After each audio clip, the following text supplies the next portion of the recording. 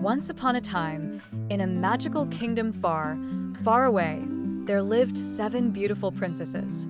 Each princess had her own unique charm, talent, and personality. They were named Aurora, Isla, Luna, Saphira, Aria, Nala, and Zara. The princesses were not just known for their beauty, but also for their kindness and bravery. The kingdom they lived in was enchanted, with glittering rivers, talking animals, and forests that glowed under the moonlight. Their father, King Magnus, ruled the land wisely, and their mother, Queen Celeste, was known for her wisdom and love for her daughters.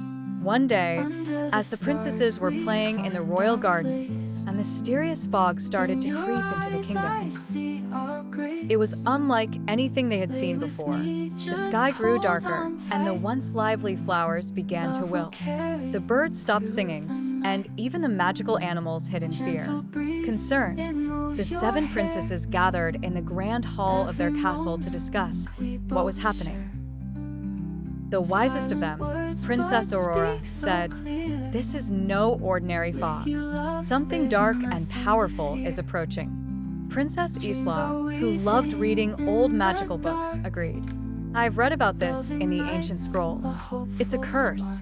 A powerful sorcerer named Malgar is behind this. He seeks to take control of our kingdom and shroud it in eternal darkness."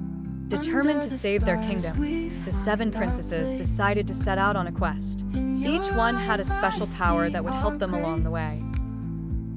Aurora could speak to the stars, Isla could read ancient magic, Luna had the power of the moon, Saphira could control water, Aria had a voice that could heal, Nala could talk to animals, and Zara was the strongest and bravest warrior. They packed their bags, kissed their parents goodbye, and set off on their journey. Their first stop was the Whispering Woods, where the trees could talk and guide travelers. As they entered the forest, the trees whispered warnings. "Beware of the shadow wolves," they said. "They serve Malgar and roam these woods at night." The princesses knew they had to move quickly. Just as the sun began to set, they heard growls in the distance. The shadow wolves had found them.